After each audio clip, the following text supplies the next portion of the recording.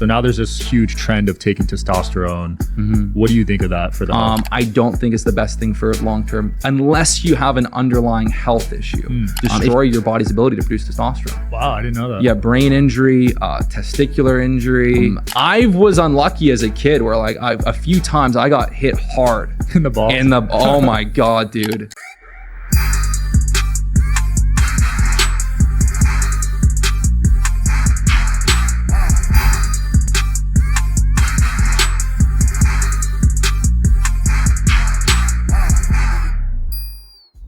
Ladies and gentlemen, we got Greg O Gallagher on the show today. How's it going, man? It's going great, dude. I'm pumped to be in Vegas. Yeah, first time in 5 years, you said. First time in 5 years. Yeah, I did like 3 Vegas trips one summer. So I was like, I need a little break. Yeah, that's probably too many, especially if you're partying and stuff. Yeah. Are you out of that phase now, though? I'm definitely out of that phase. But you know, my buddies and I, we just love coming to Vegas, do a little gambling. It was fun. We got some great restaurants here. Phenomenal. Honestly, Vegas might be the best restaurant city in the country. Literally. Yeah, I was at SW. It was good. Dude, any steakhouse is good here. There's like 50 of them. You can't go wrong. 100%. But right now you're in Miami, right? I spend part of the year in Miami, part of the year Toronto. Toronto, okay. So you grew up in Canada? Grew up in Canada, grew up playing hockey and all that. Okay. What's the biggest thing you've noticed difference-wise from Canadians and Americans? You know what's crazy is I don't notice too much of a difference. Like I live in Toronto and I come to the States. I spend time in New York, LA, etc. Yeah. So I don't see a crazy huge difference. Yeah, I guess because you're in a major city in Canada, it's kind of similar to like being in a major city here. Yeah, the major cities are pretty like-minded. Yeah. But I know you're huge into health. So when did that journey start? Was it at a young age or kind of later in life? I was very interested in health and strength and muscle when I was extremely young, like as a 6-year-old. As a 6-year-old, I've had action figures. I started watching, I watched Terminator for the first time when I was 6 and Van Damme and stuff like that. And so it was planted in my mind very early. I wanted to have that strength and power. So as a very, very young kid, I wanted to train at like 9 or 10. Like my father had like a dumbbell and I was like, I wanted to do curls and get the pump going. So like, as soon as I could, I wanted strength and muscle. I thought it was so cool. I was very drawn to like the action heroes and stuff like that. Interesting. Now I want you to address this myth because I was told this growing up. You're not supposed to lift when you're younger because it stunts your growth or something. Yeah, so there's a whole idea that like as a young teenager, lifting weights will stunt your growth. It's largely been disproven, assuming you use proper form, correct weight. Now, if you're young and growing and you're not lifting with good form, I mean, that's probably a bad thing to do, but you're always going to have like impact. So for example, there's going to be more impact jumping than squatting 200 pounds. So lifting weights done safely is totally fine as a 13, 14, 15-year-old. Now, if you're a 13-year-old going to the gym by yourself and trying to like do 1 rep maxes, that's going to be a bad idea. Yeah. It's such a myth where I grew up. It scared me from lifting, honestly. Yeah. Well, you grew very, very tall. So. Yeah. Well, I wanted to grow tall, so it scared me from not being able to do that. Yeah. So, you know, it's been disproven. But when I was the same age, like, you know, I'm a 91. So when I was 10, 11, 12, that's what everyone was saying. Yeah. But, you know, I got... There's 4 boys in my family, and you know, we all kind of lifted weights. But my youngest ended up being like 6'2", so he was like my youngest sibling ended up being very tall. Wow, that's dope. Yeah. And your whole philosophy is all natural, right? Yes. So now there's this huge trend of taking testosterone. What do you think of that for the health? So I think that most people jumping on TRT, it's not necessary and not like the best move. So if you're a 20-something-year-old, 30-something-year-old, the best thing to do is get your testosterone levels to a great place naturally. There is so much you can do to improve your testosterone levels naturally, as far as the right nutrition, training, sunlight, rest, balancing out stress, taking the correct supplementation. So there's so much you can do to get your testosterone levels to a very good place naturally. There's also a lot working against you in this modern climate. Like we've seen a massive drop in testosterone levels. 40% since the 80s. But it can be corrected naturally if you know what to do. Now, jumping on TRT in your 20s and 30s, I don't think is the best thing for long-term quality of life. And unless you have an underlying health issue, if you have some underlying health issue where you just simply cannot bring your T levels up to a good spot. Shout out to today's sponsor, HelloFresh. HelloFresh makes whipping up home cooked meals super easy. They got 15-minute meals. That's less time than it takes to get delivery. Everything's pre-portioned, delivered straight to your door every week. For me, it's a no-brainer personally. We all know it also takes the hassle out of mealtime, and it can also save you money. HelloFresh is 25% less expensive than takeout on average. I used to order takeout all the time. HelloFresh has been awesome for saving money in that way. You get a home-cooked meal on the table, more money back in your pocket, makes cooking easy. Personally, I used to suck at cooking, and HelloFresh, I can actually pull off some pretty decent meals because they got step-by-step pictured instructions, so it makes my life easy. It'll probably make yours easy as well. If you want America's #1 meal kit, go to HelloFresh.com/DSH free for free breakfast for life. That's code DSH free for free breakfast for life. 1 free breakfast item per box while your subscription is active.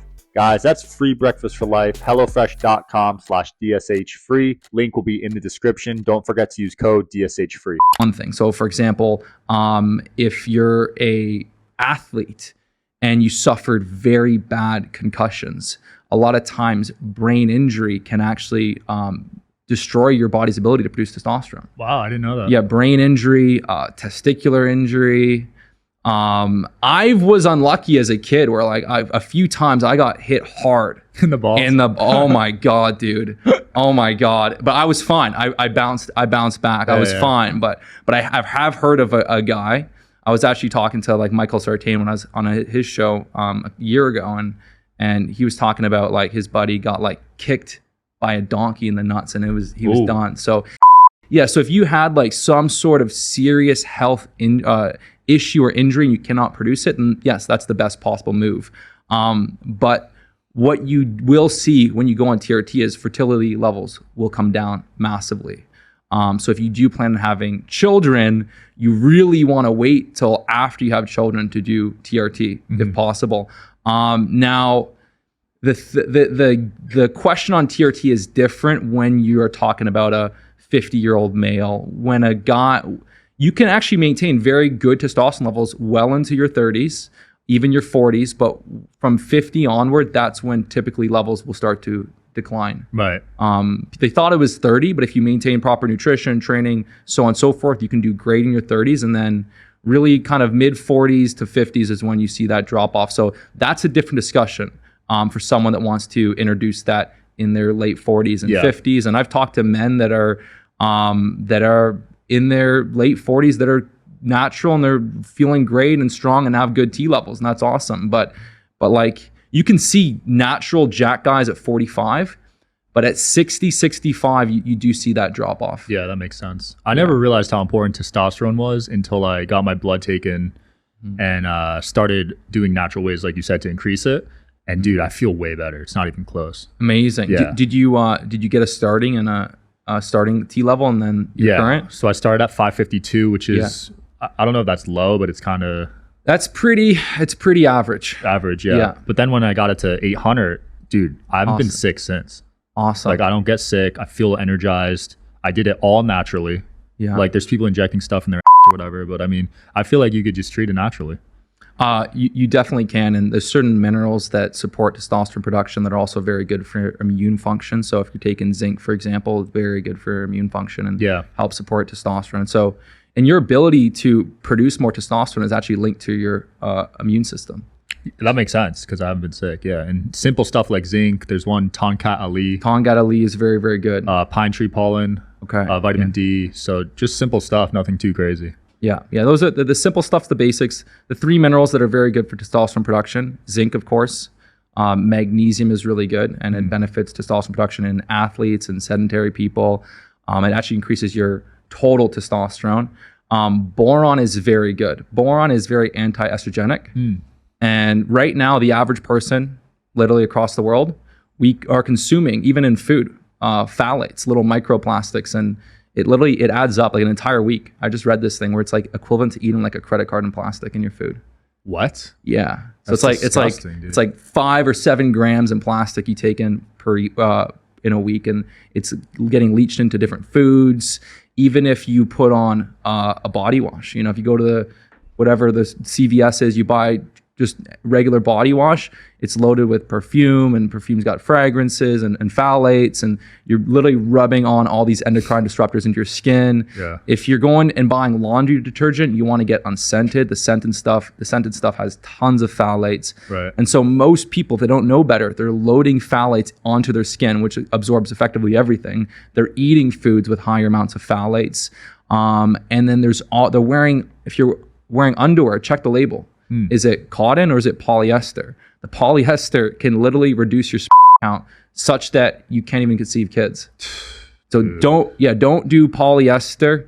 If your phone is in your pocket, you want to keep it on airplane as much as possible. You don't want to be going hours with your phone in your pocket, radiating. So that's not great for production. And also there's some research that shows it reduces testosterone too. So there's all these things kind of coming at us that deplete your body's ability to create high testosterone. And with testosterone, you have your total, right? So you took your total from 5 something to 800, which is very good.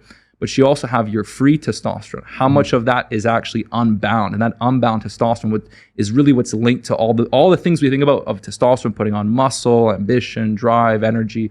It's really that free testosterone. Right. And so, for example, that Tongkat is not just good at increasing total, it actually helps unlock more free testosterone. Yeah, it just feels like we're constantly dodging things that harm your body.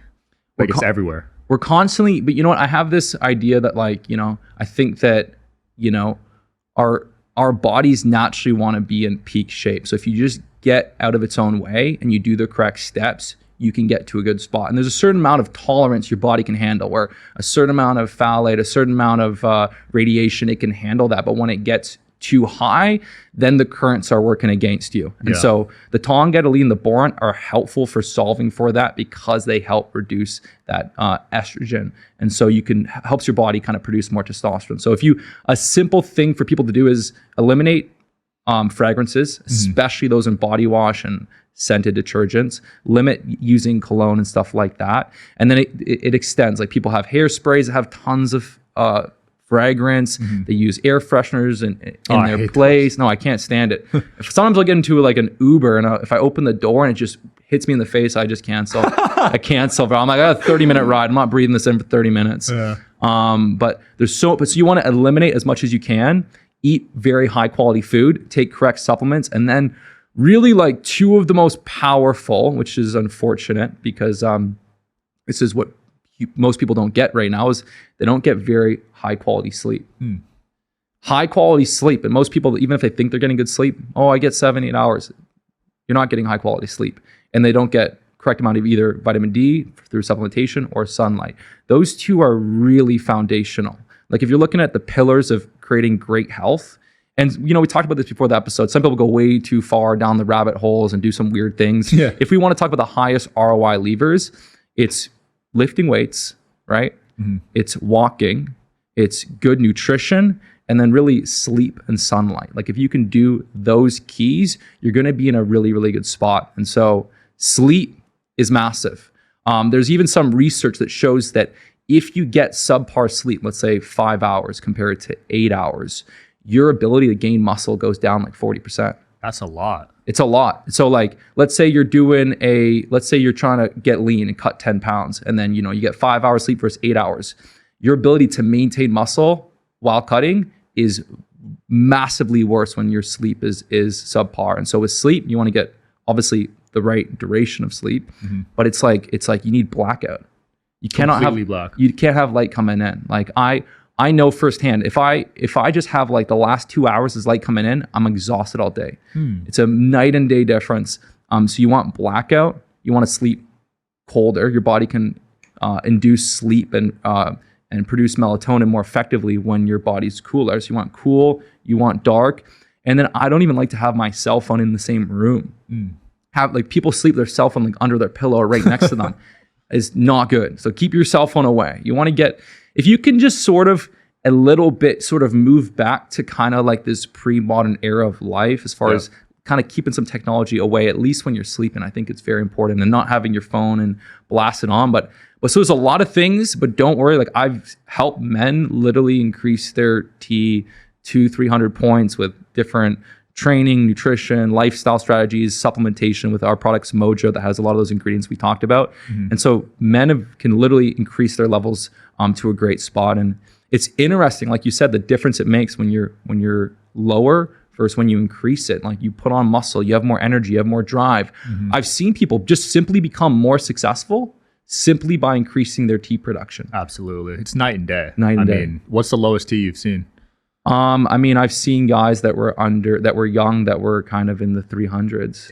At a young age, that's scary. Yeah, 300s is really, like, to give people context, like the average T levels in the 80s and stuff like that were probably around, for men, 700. Now they're closer to like the 500. You'll see a lot of men, the average man these days, somewhere in the 400 to 500 range. So if you're 600 and up, you're in a good spot. And that's total. Again, you want to have the right proportion of free testosterone too. So because you can have I've seen people that had 700, 800 total, but they only had 1% of that was unbound. You want at least 2% to be unbound. Right. So that could be a big difference. You have two people at 800 and they have completely different amounts of free. So 400 to 500 is kind of average these days. And then under 400 is really when you're going to see a lot of issues. And especially if you're kind of at the 300. And I recommend literally every single man that's watching this, whether you're 21 or 31 or 41, you want to get your levels checked. You want to know where you are, because having that starting point's very important. Let's say you had a concussion, or let's say you got hit, you got hit in the nuts, or something happened, or you just wake up and you feel different. It's helpful to go and be like, oh, you know what? Actually, you know what? I'm fine. My levels were the same as what they were before. Or, oh my God, like my levels are down 200 points since I had this really bad concussion. Yeah. You want to get this information. Then you also want to get that starting point and be like, well, at 22, my levels were 650. Now at 32, I'm also 650. So this is great. I'm maintaining my level. So I think for men, it's very, very important. Do a whole, get all your blood work done. And then there's other health markers you want to look at. So there's luteinizing hormone, FSH, that are linked to fertility and stuff. So if you look at someone's blood work that's on anabolics, they're on testosterone, they're on different steroids, you're going to see their precursor hormones like LH, luteinizing hormone that's linked to fertility, completely shut down. From steroids? Yeah. So completely shut down and become either very, very low, under the natural range, or sometimes even undetectable. So that's kind of one of the ways where you can actually see is someone using anabolics. And typically LH won't rebound. It takes like 6 to 9 months to rebound if someone goes on gear and goes off. And so LH is really important. Yeah. Are you concerned with the drop in fertility rates? Because it seems like there's so many things causing it. But as a country, we can't repopulate if this continues going on. Yeah. So like the same drop, almost like to the exact proportion that we're seeing with testosterone, we're seeing with fertility, right? So if we're seeing a 40% reduction in testosterone, we're seeing almost a 50% reduction in fertility. Jeez, that's so high. Yeah, so it's pretty staggering, but there's not much education, right? On like, it's starting to build up. Like I've been going down a rabbit hole into this stuff for the last, really intensely the last couple of years. But I've been looking into this stuff for 5+ years. But fertility's coming down pretty hard. I am confident though, if you know what to do, you can get yourself to a good spot, and you can get yourself to like a really, really good spot. But again, like literally polyester underwear, absolutely terrible for fertility. Being overweight, the majority of Americans and even North Americans are overweight, right? And then, there's, a pretty high percentage are considered medically obese, which people think obese and they think someone that's really big, like 280 pounds. Obese is not that big. A guy that's 5'10", right? 205 pounds is considered medically obese. So as your waistline gets bigger, your T levels go down, fertility goes down. That's also why, women naturally, when they see a man that has more of a taut waist and broader shoulders, it signals strength, protection, and fertility value. Wow. So you want to get lean, healthy, and strong. You want to use natural, like wear cotton underwear, sleep naked, keep your phone away from your nuts as much as possible. And if you just do mostly those things and eat a healthy diet, then most men should be able to get fertility to a really, really good spot. Wow. And there's different supplements that can be beneficial for fertility and stuff like that. You can go and do, get your blood work done, see what nutrients you're deficient in, take the zinc bond, do stuff like that. And, and you should be in a very, very good spot. But if you just follow the herd, you are screwed. Literally. Yeah, dude. Yeah. First thing I'm doing when I get home is ordering cotton underwear. Yeah, get the looser fitting cotton underwear. Check because a lot of the stuff that feels really good, right? A lot of the stuff that feels really good is like woven, has like polyester woven into it. I'm pretty sure mine's polyester. Yeah, and even your bed sheets, right? Like sometimes. Sheets are polyester. Yeah, because imagine you're sleeping, right? Imagine you're sleeping and you're sleeping naked and you're like, oh, I'm not wearing my polyester underwear. Well, guess what? You got like your package pressed up against your polyester, and it's annoying because sometimes that polyester they create this softness you can't replicate. Yeah. But yeah, you sleep on cotton sheets? I definitely sleep on cotton sheets. I'm gonna do some more shopping and find like the super soft cotton. Yeah, my girl's gonna be so pissed that I'm switching, but yeah, you got to do the switch, and even just having like polyester t-shirts on. That can like leak in like dude, fat. Yeah. I used to wear the jerseys because they're all polyester. They're all the sports jerseys. Yeah. And I had to stop. But I didn't even think about underwear or bed sheets. Like there's a lot that you don't know about that you're just doing on a daily basis. Yeah, I've been building like a clothing line for fun on the side, and I've been looking into all these different fabrics, and now I've had my team switch entirely to cotton, bamboo, stuff like that, and avoid any but the fashion industry has really done a big push into these more of these synthetic fabrics. Yeah. It's cheaper, right? It's cheaper for sure. And if you look at some brands, you'll be able to see what they're using.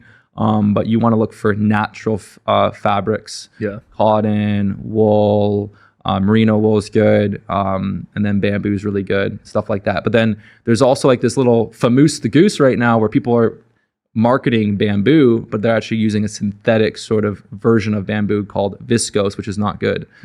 So there's fake bamboo. There's fake bamboo, viscose. Yeah. And so like a lot of people are marketing, try this bamboo product, t-shirt, underwear, or whatever. And you look at the label, it's viscose, which is garbage. Yeah. Anytime they can make an extra $1, they're going to do it, Anytime. And I don't want people listening to kind of feel overwhelmed and just feel like defeatist because there's so many things. Just start with one step at a time, right? Good sleep, some sunlight, the walking, nutrition, training, and then start to like cut out some of these perfumes and fragrances, and then look at your clothes. And it's really not that hard. So don't get, this is one of the keys. I transform a lot of people, and you don't want people thinking about the negative. You want them thinking about the positive. Right. Like imagine how you're going to feel when you remove all these things, shutting down your T production.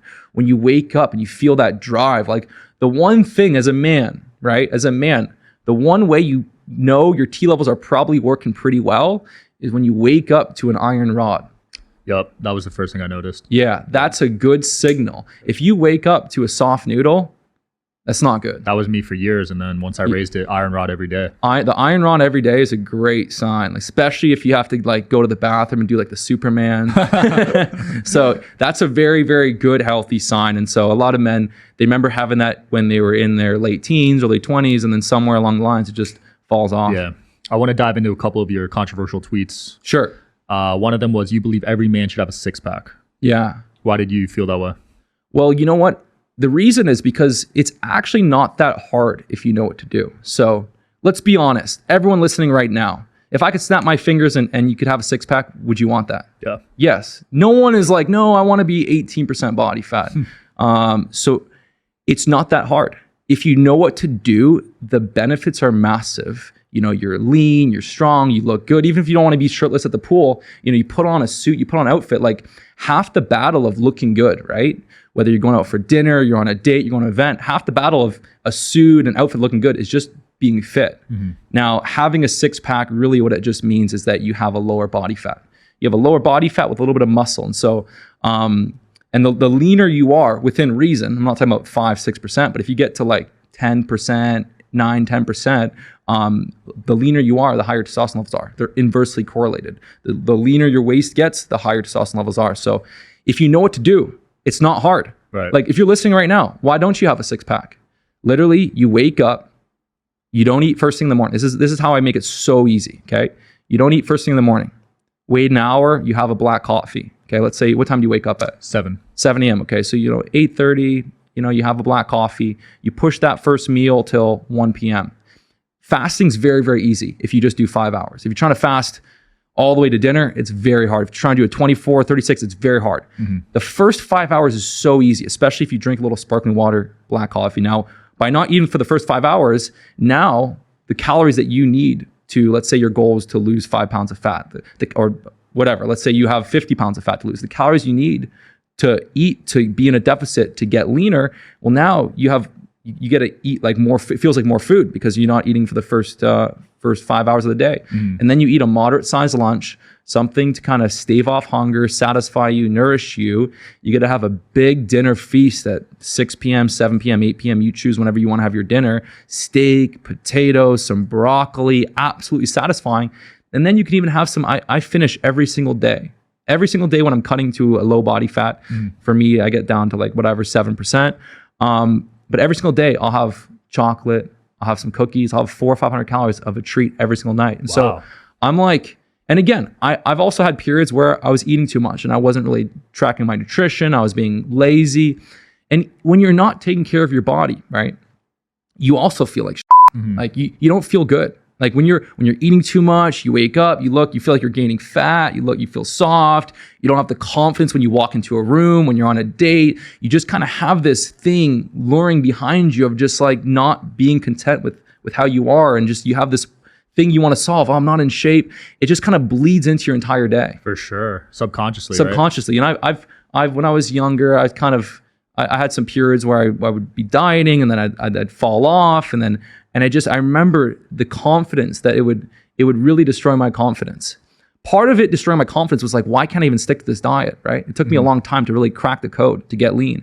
And so like, why do I keep failing? And I realized a lot of the diets and nutrition protocols I was trying to do, either they weren't designed to work or they were just simply unbearable. They're short term. Yeah. You need a lifestyle approach. So the point there is that you can literally fast, eat a nice, delicious lunch, big dinner feast, chocolate or cookies at night, stay in a deficit, go for a little walk every day, hit the gym twice, lift weights twice, and wake up chiseled and have a six-pack. Anyone can do it. How long would it take if someone had a flat belly to get a six-pack, like a year? Let's say someone is 18% body fat, which is pretty average for a 22-year-old, right? So you're 18% body fat. To have a clear six-pack would require you to be at 10%, right? So you got to cut at least 8% body fat. Now, assuming they're around 190, 200 pounds, they need to lose at least 2 pounds per body fat percentage, right? So they got to lose at least 16 pounds. And you can do that in if you want to do it slow and enjoy the process and really be able to either maintain or even rebuild a little bit of muscle while you do it, take you about 4 months. Oh, that's not bad. 4 months to get a six-pack if you stick to it and if you commit. If you hit your 2 workouts a week and you eat your chocolate at night. Wait, only 2 a week? I do 2 a week. Sometimes I'll do 3. Oh, I thought you meant 2 a day. No, 2. I do 2 workouts a week. Oh, that's not bad at all. Yeah, this idea that you need to be in the gym all the time is completely and absolutely garbage. It's wrong.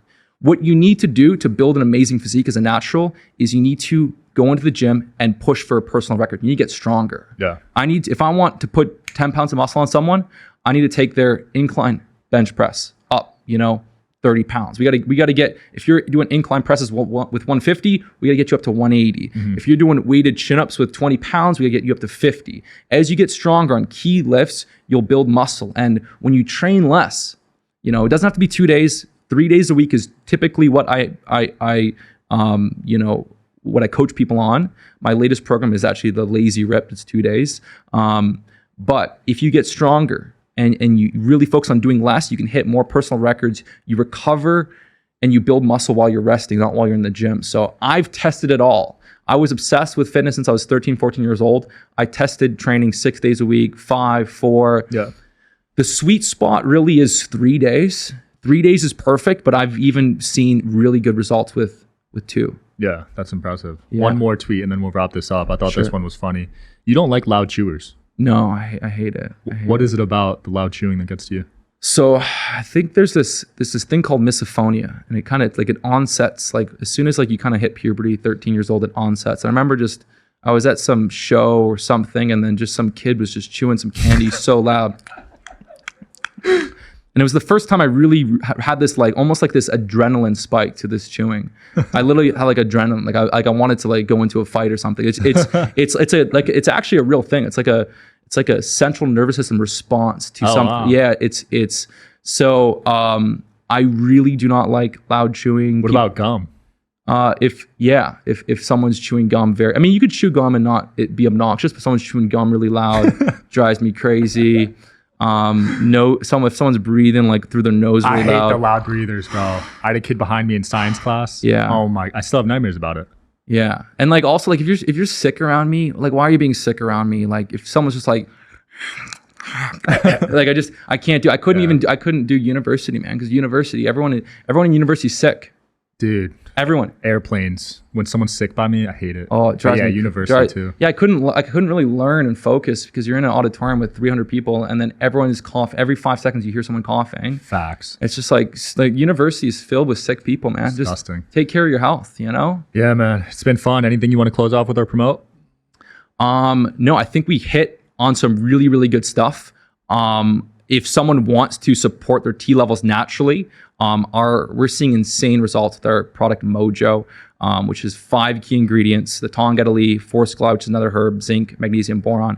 Really good to help your body produce more T. Now, when you combine that with the sleep, the sun, the training, the rest, the recovery, you can get yourself to an amazing point. And for the guys that don't know what it feels like to have like good T production, you know what it feels like to be on the kind of average actually and high. Mm-hmm. For guys that haven't really got to a great level, man, like you're missing out on so much. For sure. You're missing out. So this is how you should feel. And so that's actually why I called the product the Mojo, is that ultimately we're getting your mojo back. Love it. Thanks so much. Yeah. We'll put that in the description. Check it out, guys. Thanks for watching as always. See you next time.